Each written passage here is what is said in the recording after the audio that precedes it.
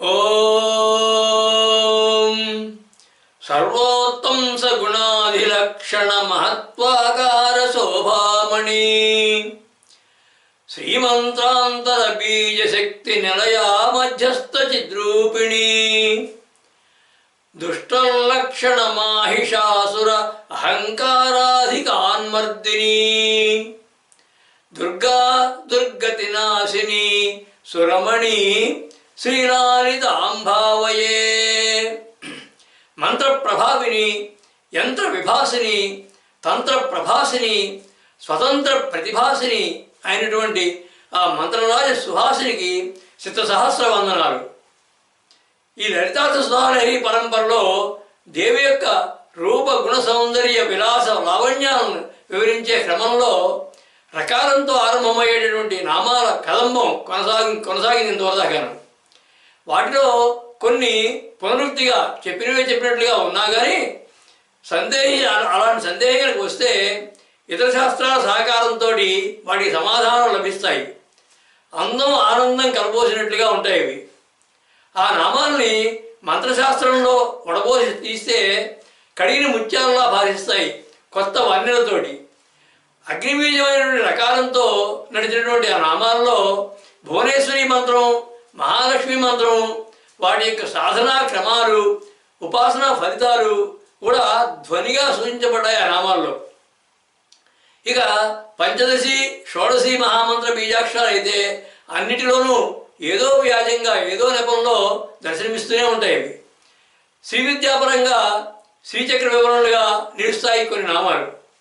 యోగ సాధనా విధానాన్ని, మంత్ర మననా విధానాన్ని, నాదరూప భావనా క్రమాన్ని అంతఃసూత్రంగా అంతర్గతంగా చెబుతూ సాగుతాయి ఆ నామాలు. భక్తులకి సాధకులకి సాధనా మార్గంలో ఎల్లప్పుడూ వారికి అండగా నిలిచి అడ్డంకులను తొలగించి ఆనందాన్ని కలిగించి వారిని లక్ష్యసిద్ధికి ప్రోత్సహిస్తుంది దేవి అనేటటువంటి భరోసా ఇచ్చే నామాలు అవన్నీ. ఇక్కడి నుండి ఒక 11 నామాలు సర్వకామప్రదం, ఐహిక ఆముష్మిక ఫలప్రసాదం అయినటువంటి కామబీజమైనటువంటి కకారంతో మొదలవుతాయి. కా అనే అక్షరంతో ప్రారంభమయ్యి కామకళా మంత్రాన్ని ఫలితాన్ని వివరిస్తాయి. అందులో మొదటిది కామ్య అనే నామం. ఈ కామ్య అనే నామానికి అర్థం కోరదగినవి ఇచ్చినది లేదా కోరుకొనబడేది, అందరి చేత కోరుకొనబడుతుంది ఆవిడ. దీని యొక్క భావార్థ శ్లోకం ధర్మాధీవర సత్య సద్గుణగణ సద్ధర్మ సంపత్ప్రదా కామార్థార్థి సమస్త భోగ సుఖ సంప్రాప్తేన సంభావ్యదా మోక్షార్థి జనమోద మోక్షవరద సాక్షాత్ సదానందదా కామ్య జ్ఞాన ప్రసాద భావనవర సిడ్నీపురీ శారదా. దీని యొక్క భావార్థం పురుషార్థాలైనటువంటి 4 ధర్మార్థ కామ మోక్షాన్ని చెబుతుంది ఈ శ్లోకం. పురుషార్థాల మొదలైనటువంటి ధర్మాన్ని కోరేవారికి సత్యము, సద్గుణాలని, ధర్మపూర్వకమైన సంపదల్ని కలిగించేది. ఇక అర్థకామాలను కనుక అపేక్షించే వారికి సమస్త భోగాలు సుఖాలు సంప్రాప్తించేటట్టు చూసేది. మోక్షం కోరుకునే వారికి మోక్షాన్ని ప్రసాదించేది. ఇలా అందరికీ ఎప్పుడూ ఆనందాన్ని కలిగించేది.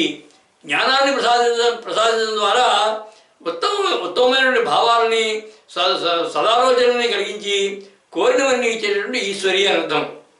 జ్ఞానప్రసాద భావనవర అన్నారు.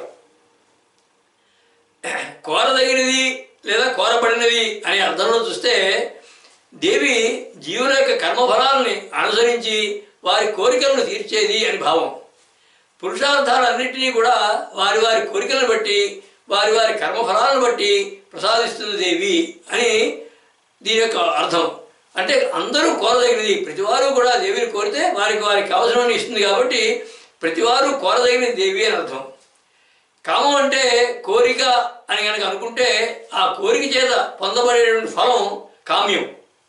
ఆ ఫలరూపమైనది కామ్య. అంటే కోరిక తీయడం వల్ల కలిగే ఫలితం కామ్యం అయితే ఆ ఫలరూపమే కామ్య. ఇక జ్ఞానంతో పొందబడేది ముముక్షువుల చేత కోరబడేది అంటే యోగీశ్వరుల చేత కూడా కోరబడుతుంది ఆవిడ. అంటే మోక్షం కోసం కోరుతుంటారు కాబట్టి ఆమె జ్ఞానం వల్ల సాధ్యమవుతుంది, లేదా ముముక్షువులను కోరుతుంటారు ఆవిడ్ని అని దీని యొక్క అర్థం. ఈ కోరికలన్నీ కూడా పురుషార్థాలను అనుసరించి 4 విధాలుగా ఉంటాయి మళ్ళా. ఇక కామం అంటే తాత్కాలికంగా ప్రస్తుతం నుండి కష్టాలు తొలగి సుఖాలు పొందాలి అని అనుకోవడం కామం.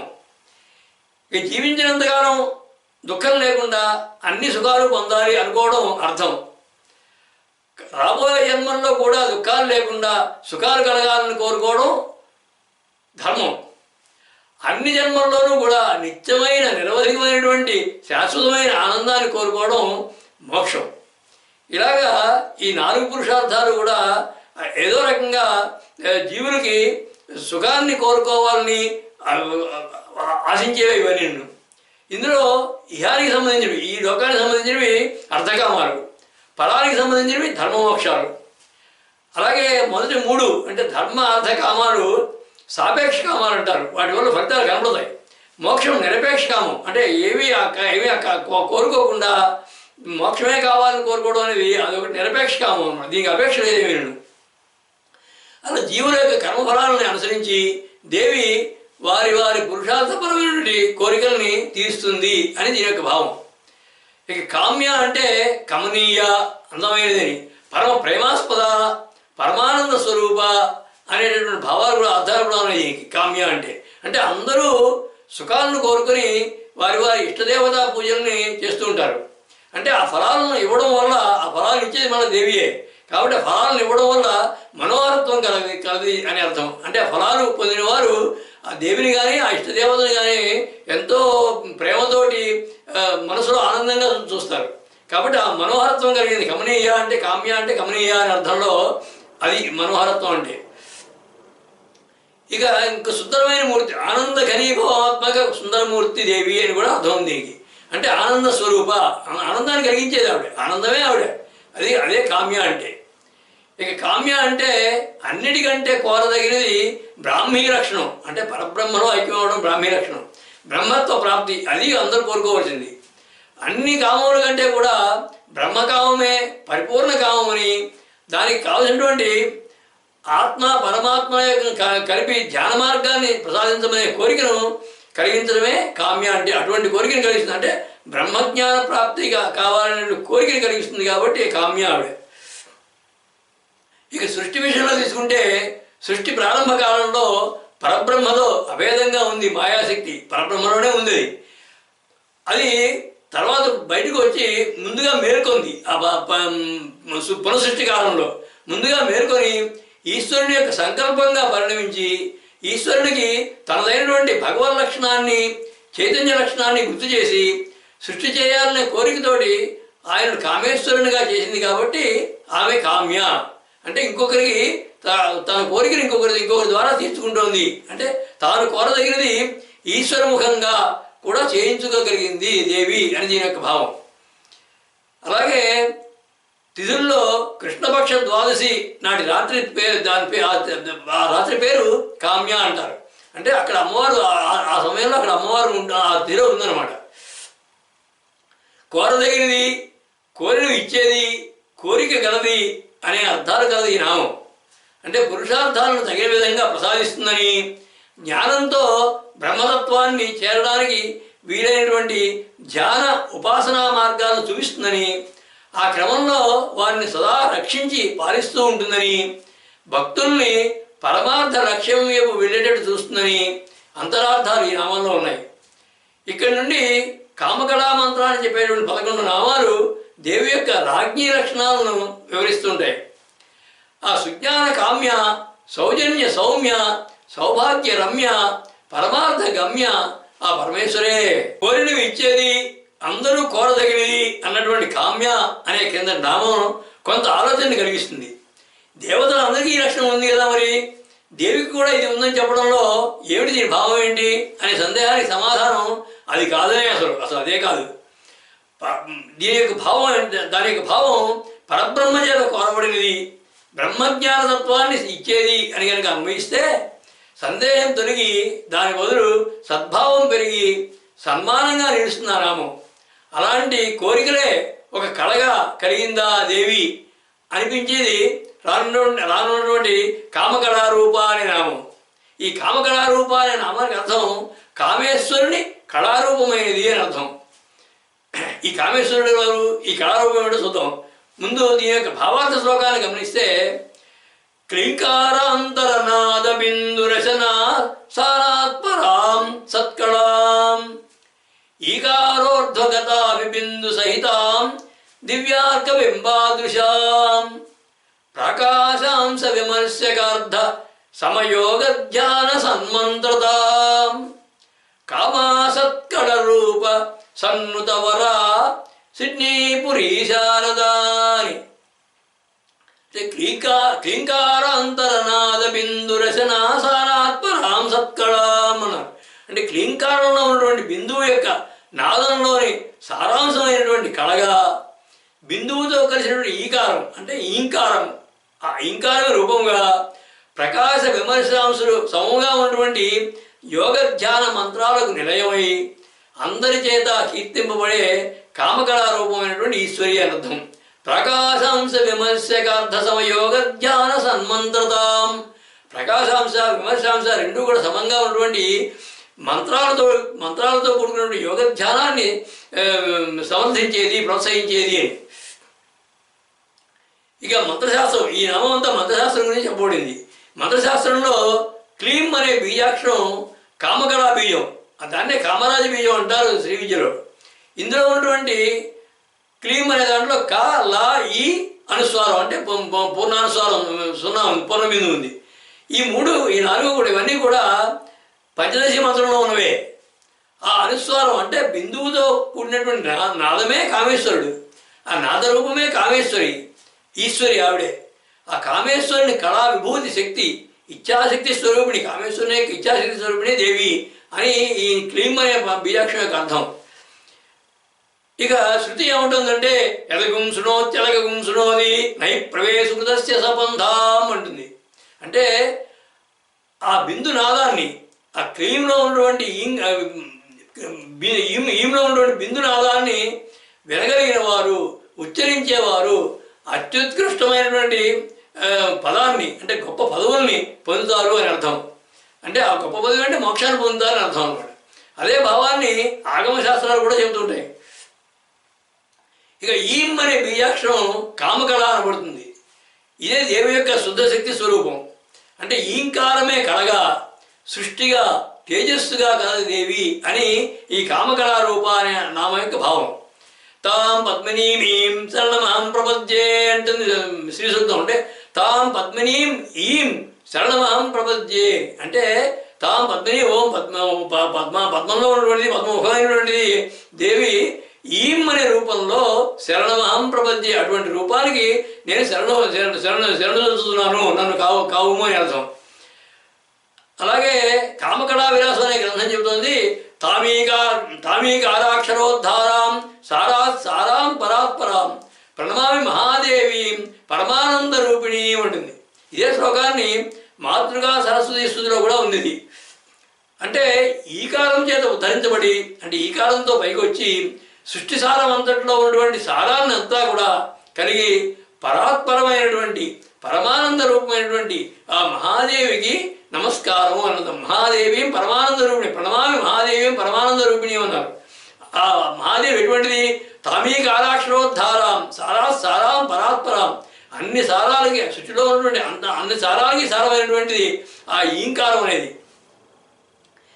ఏ బీజాక్షరం ప్రధానం అవడం చేత షోడశాక్షి మంత్రం శ్రీవిద్యగా భాషిల్లుతోందో, ప్రఖ్యాతి చెందిందో, అదే ప్రకాశ విమర్శాంశాలైనటువంటి శివశక్తుల స్వరూపం, అదే ఈంకారం, అదే షోడశ కళా స్వరూపం, అదే నిత్యాకళా స్వరూపం. ఐహిక ఆముష్మిక పూర్ణ ఫలప్రదాత, సర్వకామప్రదం. అది ఏకాక్షరీ మంత్రంగా జపం చేయాలి అంటుంది కామకళా విలాసం.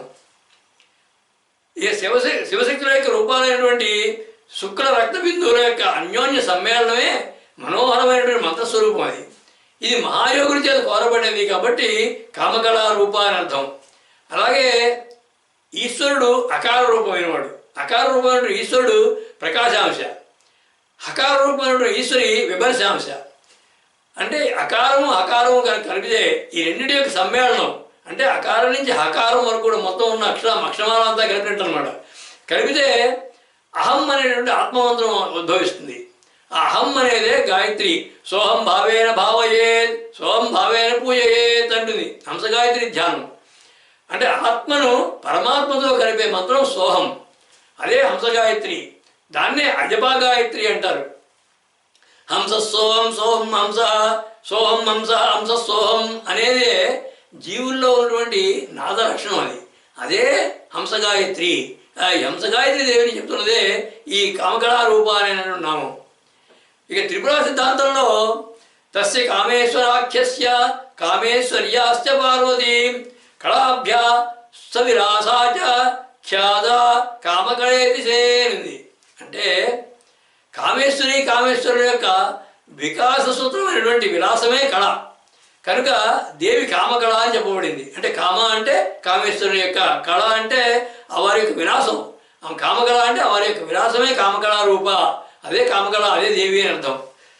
ఈమె కామకళా రూపంలో ఉన్నటువంటి దేవితో కామేశ్వరుడు ఎప్పుడు రమిస్తుంటాడు కనుక ఒకడే ఇద్దరితో కలిసి ఉంటాడు కాబట్టి కామకళా రూప అనే నామం వచ్చింది.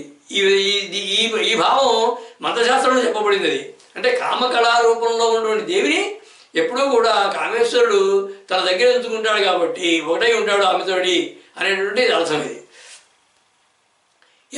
కామకళారూప అనేది దేవికి నామం కాబట్టి ఆమెకు కామాఖ్య అనే పేరు కూడా ఉందన్నమాట.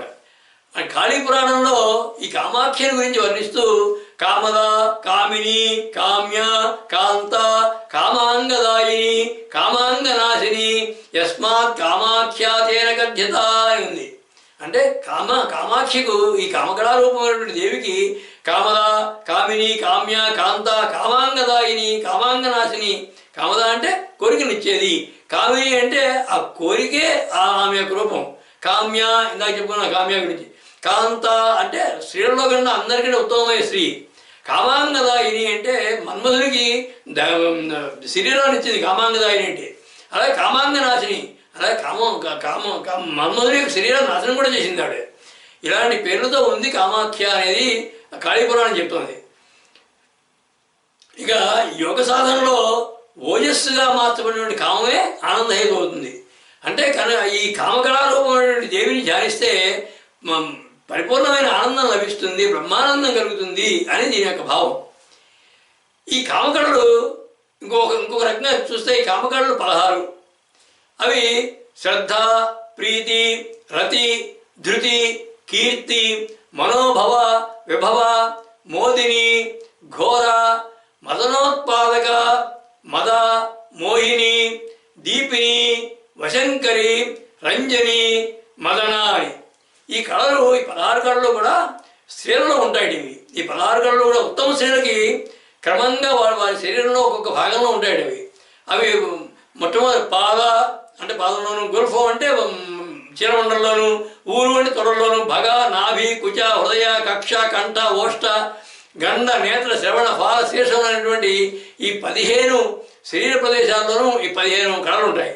ఇక 16వదైనటువంటి మదన అనే కళ శరీరం మొత్తం అంతా కూడా ఉంటుంది. ఉత్తమ స్త్రీలకి అదొక లక్షణం. అది శుక్లపక్షంలో వారికి వామభాగంలో ఉంటుంది, కృష్ణపక్షంలో వారికి దక్షిణ భాగంలో ఉంటుంది ఈ కళలన్నీ కూడా. ఈ ఉత్తమ స్త్రీలలో ఉండేటటువంటి ఈ కామకళ స్వరూపమైనటువంటిదే దేవి అని అర్థం. అంటే ఉత్తమ స్త్రీల యొక్క స్వరూపమే దేవి అని మరొక రకంగా ధ్వనిగా చెప్పడం అనమాట ఈ నామం.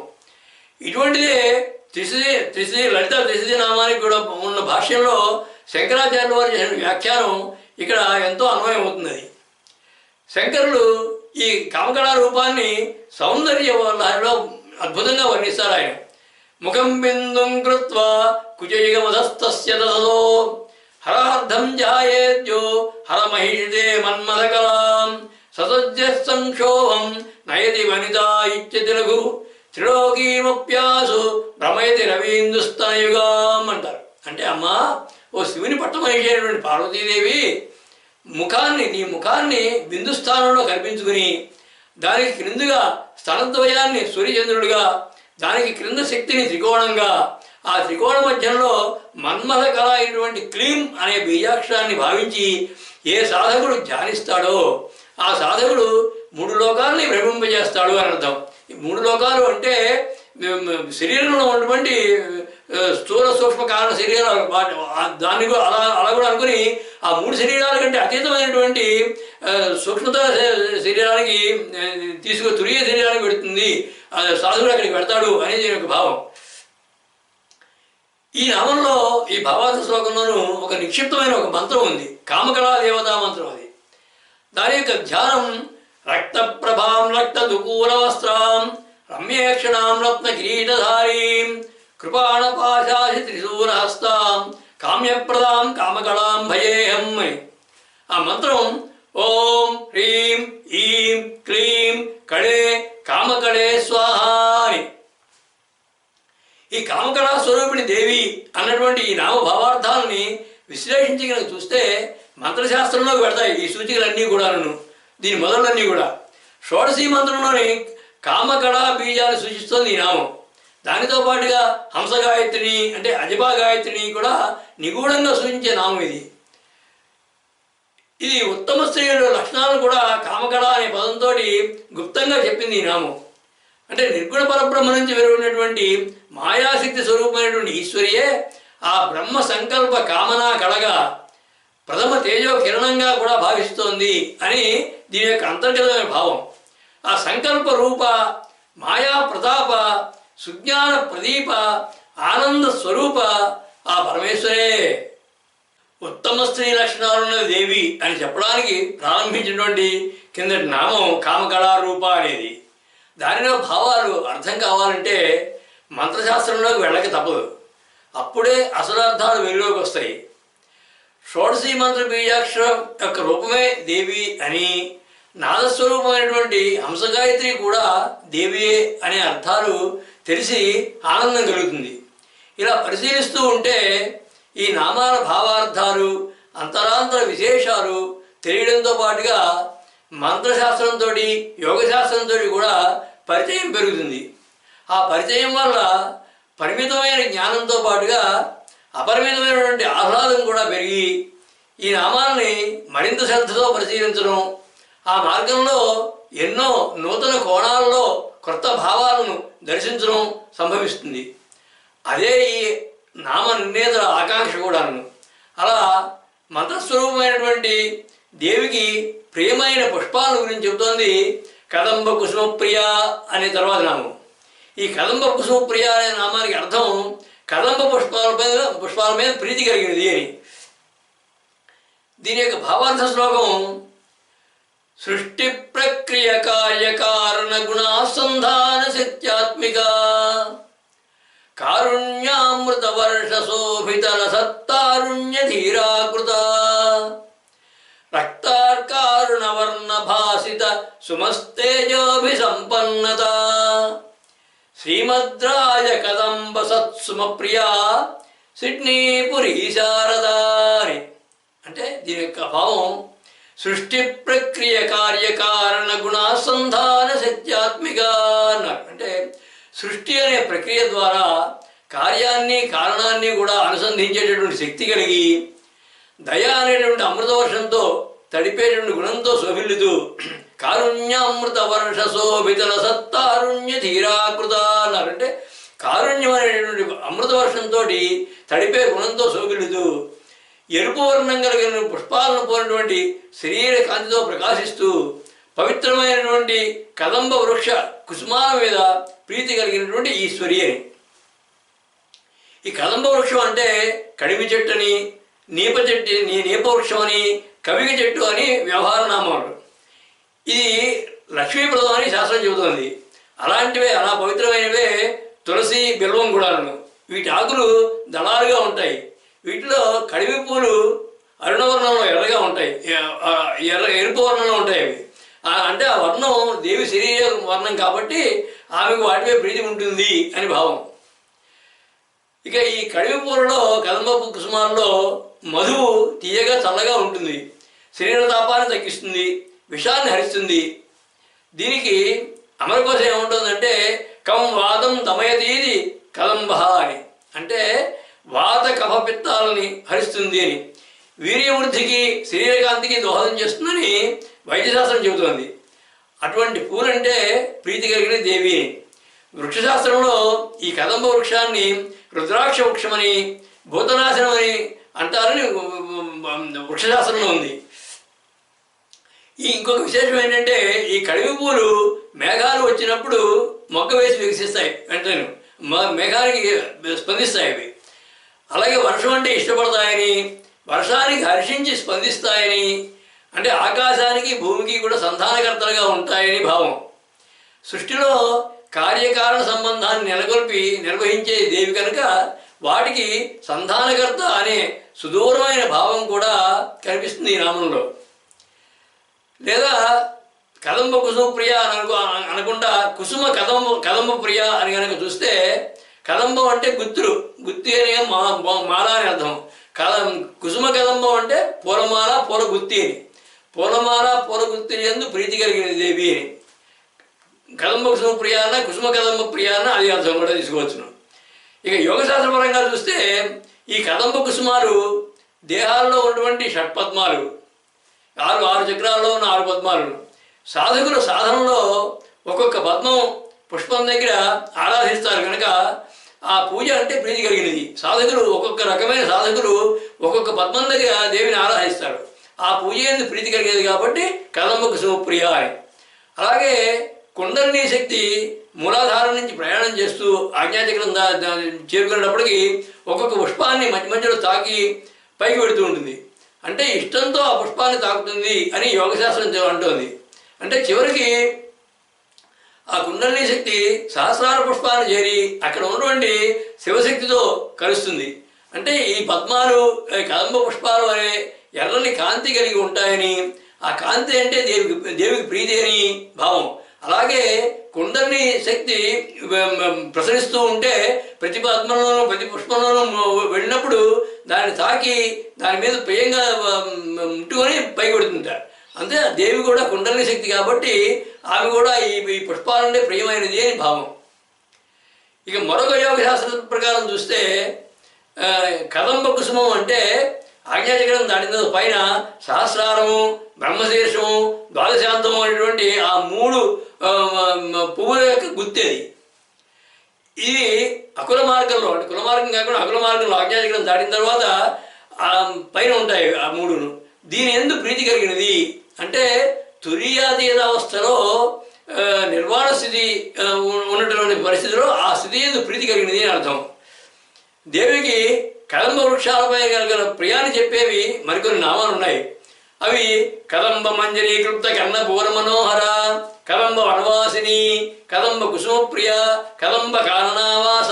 ఇవన్నీ దీంట్లోనూ లలిత త్రిశూలో కూడా వస్తాయి. ఇవి తన శరీర వర్ణంలో ఉన్నటువంటి కదంబ పుష్పాలంటే అభిమానం, ప్రీతి కలది అన్నది ఈ నామం యొక్క బాహ్యమైన అర్థం.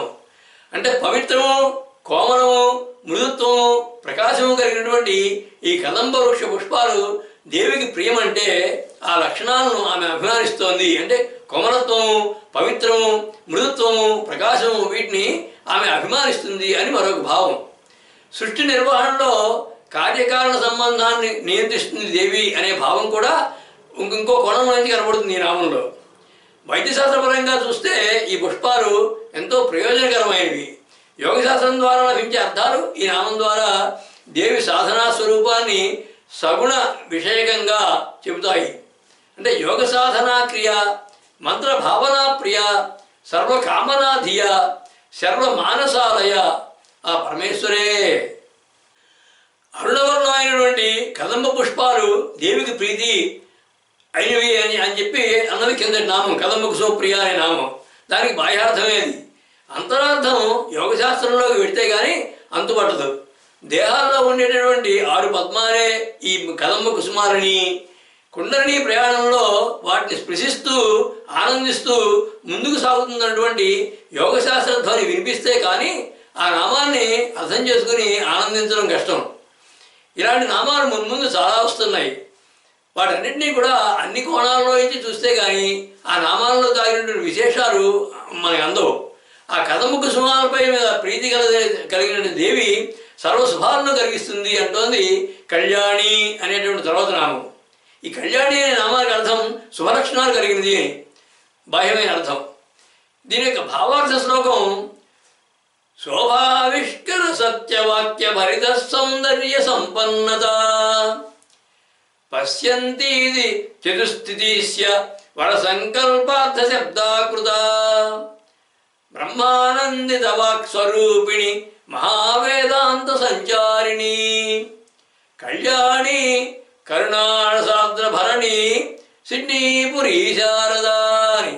అంటే శోభావిష్కర సత్యవాక్య భరిత సౌందర్య సంపన్నత అన్నారు. అంటే శుభాలతో కూడినటువంటి సత్యవాక్కులతో నిండినటువంటి సౌందర్యం కలిగి సంకల్పాన్ని పరా పశ్యంతి మొదలైనటువంటి వాక్స్వరూపాలైనటువంటి శబ్దంగా శోభిస్తూ పశ్యంతి ఇది చతుస్థితిస్య వర సంకల్పార్థ శబ్దాకృత అన్నారంటే ఒక జీవికి వచ్చిన సంకల్పాన్ని వాక్ రూపంలో బయటికి తీసుకురావడానికి పరా పశ్యంతి మధ్యమ వైఖరి అనే రూపాల్లో బయటికి తీసుకువస్తుంది. అది ఆ వాక్స్వరూపాలను శబ్దాలుగా శోభిస్తూ వేదాంత వీధుల్లో సంచరిస్తూ బ్రహ్మానందాన్ని కూర్చేటటువంటి వాక్స్వరూపిణిగా దయారసరూపిణి మంగళప్రదమైనది అయినటువంటి ఈశ్వరి. కళ్యాణం అంటే శుభం మంగళప్రదం అని అర్థాలు. అంటే కళ్యాణమే స్వరూపంగా కలిగినది. కళ్యాణి అంటే కళ్యాణమే స్వరూపంగా కలిగినది అంటే శుభమే స్వరూపము. సర్వశుభాలకి మంగళప్రదాలకి నిలయమైన దేవి. సర్వమంగళ అనే నామం కూడా వస్తుంది. సర్వదా సకల కళ్యాణాలని కూడా సమకూర్చేది అంటే కళ్యాణానంద స్వరూపిణి అని అర్థం. ఈ సత్యము శుభప్రదమైన వాక్కుని కళ్యాణి వాక్ అంటారు. ఆ కళ్యాణి వాక్కు బ్రహ్మానందాన్ని కలిగిస్తుందని యోగశాస్త్రం చెబుతుంది. అంటే ఆ కళ్యాణి వాక్ స్వరూపమైనటువంటి దేవి అని అర్థం. అంటే బ్రహ్మానందాన్ని కలిగించేది అని ధ్వనిగా.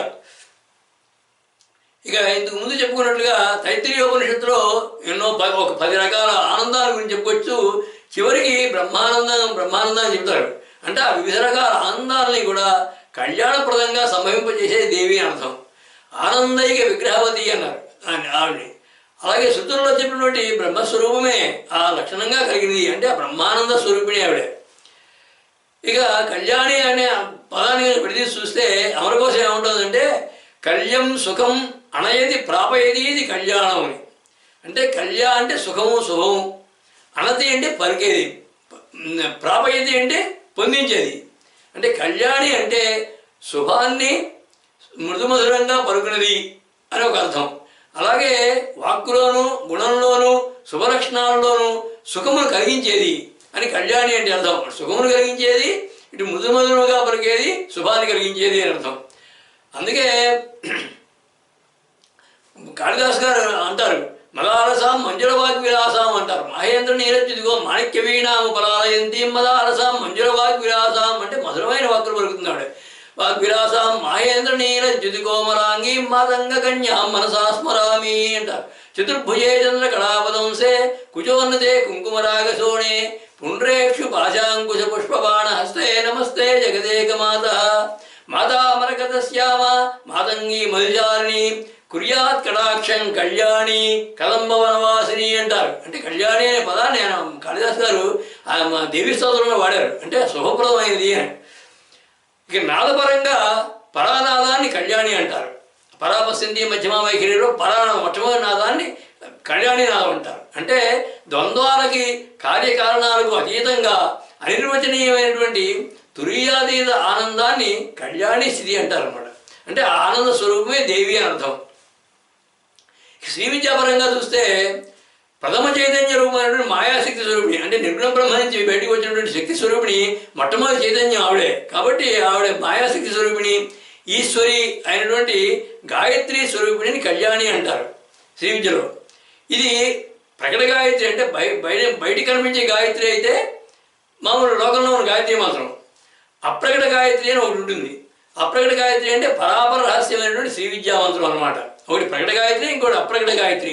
ఈ రెండు కూడా ఈ రెండు మంత్రాల మహేశ్వరి రూపమే దేవి అని అర్థం.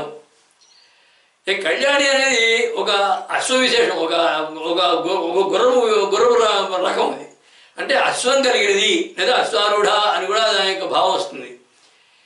ఇక మలయాచలం మీద ఉండేటటువంటి దేవి పేరు కళ్యాణి, మలయాచల వాసిని అని పద్మపురాణంలోనూ దేవి పురాణంలోనూ ఉంది. అంటే కళ్యాణి అనేది ఒక దేవి యొక్క పేరు, దేవి యొక్క అంశనే మలయాచలంలో ఉన్నటువంటి దేవి యొక్క అంశ పేరు కళ్యాణి. అలాగే శంకరాచార్యుల వారు కనకధార స్తోత్రం అంటారు కదా, కళ్యాణమా వాతుమే కమలాలయాయ అని చెప్పి, అంటే కళ్యాణం సుఖాన్ని కలిగించమని, సుఖాన్ని కలిగించమని అర్థం. ఈ నామంలో ఈ భావార్థ శ్లోకంలోనూ ఒక మంత్రం ఉంది, అది కళ్యాణి మంత్రం. ఆ కళ్యాణి మంత్రం యొక్క ధ్యాన శ్లోకం నవయౌవన ముగ్ధాంగీం నారికేళ ఫలాంజలిం వైవాహిక వధూవేషాం కళ్యాణీం కలయే నిశం అంటారు. అంటే వివాహం పప్పులో ఉన్నటువంటి వధువు యొక్క రూపంలో ఉంటుంది కళ్యాణి అంటే. దీని యొక్క మంత్రం ఐం రూం సహ క్రీం కళ్యాణి స్వాహ. సకల శుభాలను ఇచ్చేది, సర్వమంగళప్రదమైనది, సుఖాలను కలిగించేది దేవి అనేటువంటి భావం ఈ నామంది. ఇక సత్యము, శుభప్రదము, మంగళకరమైన వాక్కుని కళ్యాణి వాక్ అంటారు. అంటే భక్తులకి, ఉపాసకులకి వాక్కులోను, సంకల్పాలలోను, గుణాల్లోనూ, శుభలక్షణాల్లోనూ సుఖాన్ని కలిగించేది అని అర్థం. అంటే దానితో భక్తులతో పాటు వారి సన్నిహితులందరికీ కూడా ఆ లక్షణాల వల్ల ఆమోదము, ఆనందము, ఆహ్లాదము కలిగిస్తుంది అని కూడా దీని యొక్క అంతరార్థం. అంటే సర్వాహ్లాదిని, సర్వసమ్మోహిని, సర్వసంశోభిని, సర్వార్థ ప్రసాదిని, సర్వ విలాసిని ఆ పరమేశ్వరే. సర్వ విధాలైనటువంటి శుభాలను కలిగించేది, సమస్త సుఖాలను ఇచ్చేది అనేటువంటి భావాన్ని ఇస్తోంది కళ్యాణి అన్నటువంటి క్రింద నామం. అవే అర్థాలు ఇచ్చే మూడక్షరాల పదాలు ఇంకా చాలా ఉండొచ్చును. శుభద, సుఖద అనే పదాలు కాకుండా ఈ కళ్యాణి అనడంలోనే ముందు సుఖసంతానం. వాక్కు శుభప్రదము, కళ్యాణప్రదమైనదని తెలుసుకొని సంభాషించే వారిలో దేవి ఉండి వారి వాక్కులకు సత్యత్వాన్ని, నిత్యత్వాన్ని, నిర్మలత్వాన్ని, దివ్యత్వాన్ని కలిగిస్తుంది. వారి భాషణలు, వర్తనలు కూడా కళ్యాణమయం చేస్తుంది అనేటటువంటి విస్తృతమైన విశేషం ఆ నామంలో ఉంది.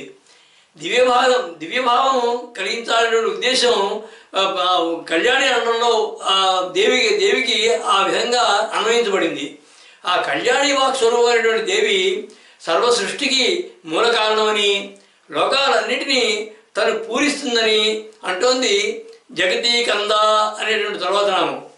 దీని యొక్క అర్థం జగత్తుకు మూలమైనది. కంద అంటే మూలమైన అర్థం, జగత్తుకు మూలమైనది.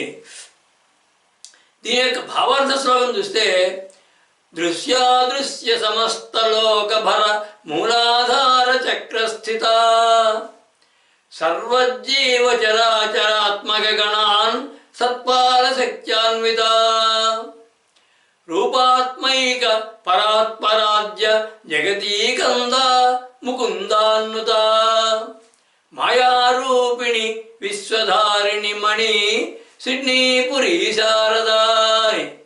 అంటే దృశ్యాదృశ్య సమస్త లోక భర మూలాధార చక్రస్థిత అన్నారు. అంటే కంటి కనిపించేవి, కనిపించనివి అయినటువంటి అన్ని లోకాలకి కూడా మూలమైనది. అలాగే దేహంలో మూలాధార చక్ర స్థానంలో ఉండేది. ఈ చరాచరాత్మకమైనటువంటి సృష్టిలో పదార్థాలు అన్నిటిలోనూ ఉండి వాటిని అన్నింటినీ పాలించేటటువంటి శక్తి సామర్థ్యాలు కలిగినది. ఆ పరాత్పరుడైనటువంటి పరబ్రహ్మ రూపం కలిగినది.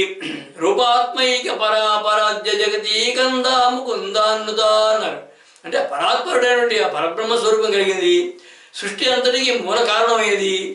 శ్రీ మహావిష్ణువు చేత కూడా కీర్తించబడేది. విశ్వాలన్నిటినీ భరించేటటువంటి మాయాస్వరూపుడైనటువంటి ఈశ్వరి. ఇక కంద అంటే మూలమని, వేరు, దుంప, పూర్ణము, జలధరం అంటే మేఘం అని కూడా అర్థాలు ఉన్నాయి. నిర్గుణ పరబ్రహ్మ నుంచి బయటికి వచ్చినటువంటి మాయాశక్తియే సర్వసృష్టికి మూల కారణమైనది. ఇదివరకు నుంచి చెప్పుకున్నాం మనం. అది ఆ మాయాస్వరూపిణే దేవి. సృష్టి అనేటువంటి మొక్క ఆవిర్భవించి వృక్షంగా పెరగడానికి దోహదం చేసేటువంటి వేరు లాంటిది. పూరణం అనే అర్థంలో అంటే పూరించడం అనే అర్థంలో లోకాలను నిండిస్తుంది అని అర్థం. లోకంలో అంతా వ్యాపించి ఉంటుంది, లోకాలను నిండుగా చూస్తుంది అని అర్థం. ఇక జగతి అనే దానికి అమరకోశంలో ఏమర్థం చెప్తున్నారంటే గచ్చతీం జగత్ ప్రళయకాలే గచ్చతీ జగతి అని. అంటే చలన లక్షణం కలిగింది, అంటే కదిలే లక్షణం కలిగింది కాబట్టి జగత్తు. ప్రళయకాలంలో లయమైపోయేది అది జగత్తు. అటువంటి జగత్తుకి మూలాధారమైనది మూల ప్రకృతి, అదే దేవి. ఇక కమ్ అంటే కంద అనే దాంట్లో కమ్ అంటే బ్రహ్మం, దా అంటే ఇచ్చేది.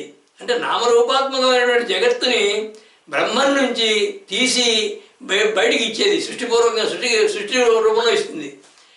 ఈ సృష్టికి పూర్వం పరబ్రహ్మ స్థాడు, చలనం లేనివాడు, ఏమీ లేదు, చైతన్యం లేదు. ఆయన చైతన్య స్వరూపమే ఈ మాయాశక్తి. ఆ బ్రహ్మానికి సంకల్పమే లేదు.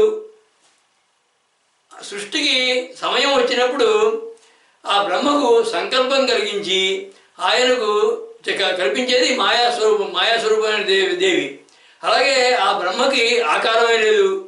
అటువంటి వారికి ఆకారం కలిగినటువంటి జగత్తును సృష్టించేటటువంటి కోరిక కల్పించింది ఆవిడ.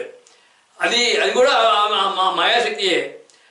అలాగే ఆ పరబ్రహ్మ అఖండ స్వరూపుడు, ఆయన ఒకటే మొత్తం అంతా అన్నమాట.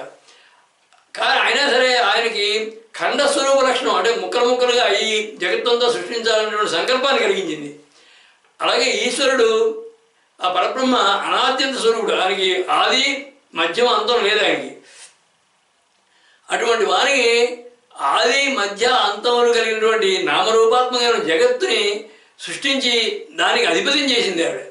అంటే నిర్గుణ బ్రహ్మ తానే అయ్యి జగత్తును సృష్టించడానికి మూల కారణం తానే అయినది, అంటే తానే అయినది. అంటే సగుణ బ్రహ్మ నిర్గుణ బ్రహ్మ కూడా స్వరూపిణి అని అర్థం. ఇక శ్రీచక్రపరంగా చూస్తే బిందు స్పంద ప్రతిస్పందాలనేటువంటి త్రికోణమే, అందులో ఉన్నటువంటి త్రికోణం, దానికి ఆ 3 కోణాలు బ్రహ్మ విష్ణు మహేశ్వరులు అయితే వారి యొక్క సృష్టి రూపమే వ్యక్త రూపమే జగతి అయితే దానికి కందం అంటే నాభిస్థానం బిందు అయితే జగతి కంద అంటే బిందు స్వరూపిణి శ్రీచక్రాంతరవాసిని అని అర్థం. ఇక శ్రీ విద్యాపరంగా చూస్తే పంచదశలో 3 కూటములు ఉంటాయి. ఆ 3 కూటముల్లోనూ కూడా చివరిలో హ్రీం అనే అక్షరం ఉంటుంది. ఆ 3 కూటములో ఉన్నటువంటి ఒక కూటంలో ఉన్నటువంటి బీజాక్షరాలన్నీ కూడా హ్రీంలో లయమైపోతాయి. అలాగే ఆ 3 కూటములు కూడా దాన్ని మనం ఆ 3 కూటాలని కూడా జగల్లక్షణం అనుకుంటే అది జగత్ అనుకుంటే ఆ 3 హ్రీంకారాలు కూడా ఇంకొక మహాషోడశలో ఉన్నటువంటి 4వ కూటంలో ఉన్నటువంటి హ్రీంకారంలో లయమైపోతాయి. అంటే మంత్రాత్మకంగా దీనినంతా కూడా ఈ పంచదశిని మహాషోడశిని కూడా మాకు మాలగా చూస్తే ఆ షోడశలో ఉన్నటువంటి హ్రీంకారమే ఆ మాల మధ్యలో ఉంటుంది, అదే జగతీకంద అంటే. ఇక దేహపరంగా చూస్తే దేహం ఒక జగత్తు అనుకుంటే అందులో కందం అంటే నాడీ కేంద్రం, అది కడి ప్రదేశంలో ఉంటుందని, అక్కడి నుండి అనేక వేల నాడులు బయలుదేరి దేహంలో ఉన్నటువంటి అన్ని భాగాలకు వ్యాపిస్తాయని యోగ తంత్రశాస్త్రాలు చెబుతున్నాయి. అంటే దేహం అనే జగత్తులో ఉన్నటువంటి కందం అనే స్థానమే దేవి శక్తి స్థానము అనేది దీని యొక్క భావం. ఇక జగతి అంటే అర్థం చూస్తే జ అంటే జన్మ, గతి అంటే ఆధారం, అంటే జగతి అంటే జన్మకు ఆధారమైనది. ఇక కంద అంటే కమ్ అంటే సుఖాన్ని, దా అంటే ఇచ్చేది, అంటే జన్మకు ఆధారమైన జగత్తు అందరికీ కూడా సుఖాన్ని ఇచ్చేది అని జగతి కంద అంటే అంత అర్థం అది. అలాగే జగత్తుకి ఉత్పత్తి చేయడానికి కారణమైనటువంటి మూల ప్రకృతి అవ్యక్త రూపమైనది ఆవిడ బ్రహ్మస్వరూపిణిది. సృష్టికి కారణమైనటువంటి పరబ్రహ్మ సంకల్ప రూపమైనటువంటి మూల ప్రకృతియే దేవి అని ఈ నామం యొక్క భావం. తాను సృష్టించి నిర్మించినటువంటి జగత్తుని సర్వసుఖాలని ఇచ్చి రక్షిస్తోంది అని కూడా అంతర్గత భావ విశేషం. జగతికంతా అంటే ఇందాక చెప్పుకున్నాం. సృష్టి అనే మహావృక్షానికి మూలమైన వేరు లాంటిది అనేటువంటి భావంతో దేవి సృష్టి యొక్క రూపసంకల్ప నామ ప్రకల్ప శక్తిత్వాన్ని పరోక్షంగా ప్రదర్శించడమే ఈ నామం యొక్క లక్ష్యం. ఆ సాధనా స్పంద, భక్తార్థి ప్రతిస్పంద, అమందానంద, సర్వాహ్లాద కంద ఆ పరమేశ్వరే. సృష్టికారిణి, సృష్టిధారిణి అనే భావాన్ని చెప్పేటువంటి కింద నామంలో కంద అనే పదం వినూత్నమైనటువంటి విశేషమైనటువంటి భావాన్ని తెచ్చి ఇచ్చింది. జగత్కారిణి అనకుండా జగతీకంద అనడంలోనే మూల కారణం, దుంపగా, వేరుగా, పూర్ణంగా దేవి సృష్టికి కారణమే కాకుండా పోషణం, పూర్ణం అనే అర్థాలను కూడా ఏకమాత్రంగా ఒకేసారిగా సమకూర్చింది ఆ పదం. అలాగే సృష్టి యొక్క విస్తృతత్వాన్ని, విశాలతత్వాన్ని సమర్థించేటటువంటి మూల ప్రకృతి యొక్క స్వరూపము దేవి అంటోంది ఆ నామం. అందులో ఆ దేవి యొక్క శక్తి ప్రభావాలని, అతులితమైనటువంటి సామర్థ్యాన్ని, అంతులేని సామర్థ్యాన్ని వివరించింది ఆ నామం. యోగశాస్త్రం, శ్రీ విద్య, శ్రీచక్రపరంగా కూడా ఎంతో సమర్థవంతంగా అన్వయమైనటువంటి నామం అది. ఆ సర్వసమర్థవంతురాలైనటువంటి దేవి జగద్రక్షణ, జీవ సంరక్షణ విధానాన్ని చెబుతోంది కరుణారస సాగర అనేటువంటి తర్వాత నామం. ఈ కరుణారస సాగర అనే నామానికి అర్థం దయారసమైనటువంటి సముద్రం వంటిది.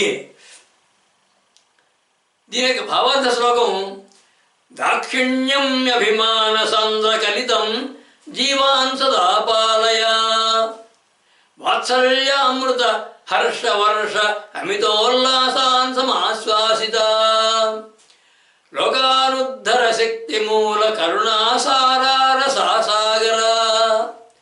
మాతృప్రేమ శుభానురాగ మహిత సిడ్నీపురి శారదా. అంటే దాక్షిణ్యమ్యభిమాన సాంద్రకలితం జీవాన్ సదా పాలయ అన్నారు. అంటే కరుణ, అభిమానములు దట్టంగా కలిగినటువంటి సాంద్రకలితం, దట్టంగా కలిగినటువంటి జీవుల్ని ఎల్లప్పుడూ పాలించేది.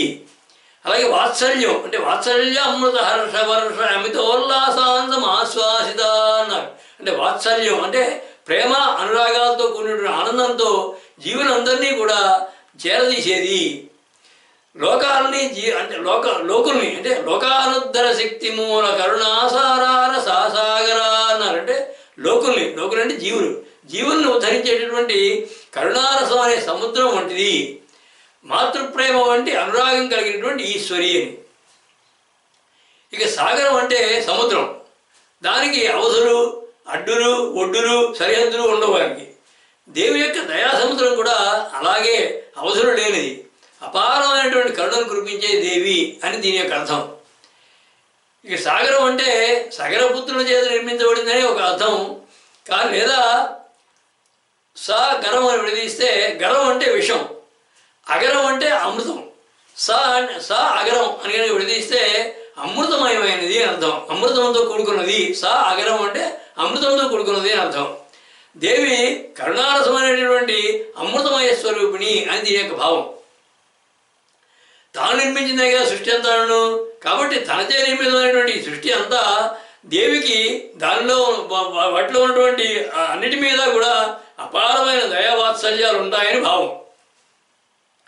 దేవికి ఉన్నటువంటి ఆ వాత్సల్యం కూడా జీవుల్ని ఉద్ధరించి వారిని కర్మబంధాల నుంచి తప్పించి వారికి ఉత్తమ గతులు ప్రసాదించే విధంగా ఉంటుంది. వారి కోరికలు తీరుస్తూ కూడా అంతిమ లక్ష్యం వారిని ఉద్ధరించాలని, వారిని కర్మబంధాల నుంచి విడదీసి ముక్తిని తప్పించి ఉత్తమ గతులు ప్రసాదించాలని దాని యొక్క అర్థం.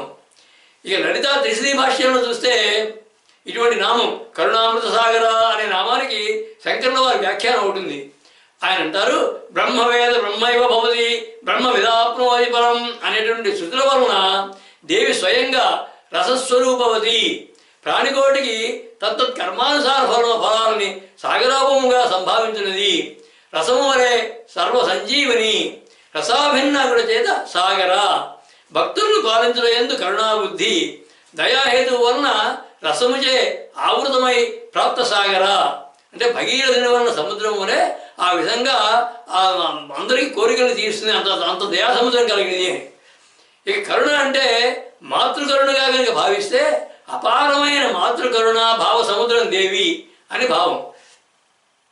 ఇక దేవి యొక్క నామాల్లో ఒకటైనటువంటి తారాదేవిని కూడా ఈ కరుణారస సాగర అనే నామంతో పిలుస్తారు. ఒడ్డులు లేకుండా కట్టలు తెంచుకొని ఎల్లలు దాటుకుంటూ పరవళ్ళు త్రొక్కేటటువంటి కరుణారస సముద్రమే దేవి అని ఈ నామం యొక్క భావం. కరుణారసానికి వాత్సల్యం, ప్రేమాభిమానాలు, అపరిమితమైన అనురాగం దానికి అంగాలు. కోరిన కోరికలను అనాలస్యంగా అంటే వెంటనే తీర్చి అనురాగంతో హక్కున చేర్చుకునేటటువంటి అభిమానం ఆ రస వికాసం, ఆ సాగర విలాసం. వాత్సల్య ప్రసార, దాక్షిణ్య విస్తార, సరాగ విసార, విజ్ఞాన సుసార, సౌజన్య ప్రకార ఆ పరమేశ్వరే. సర్వం శ్రీ లలితాదేవి అర్పణమస్తు.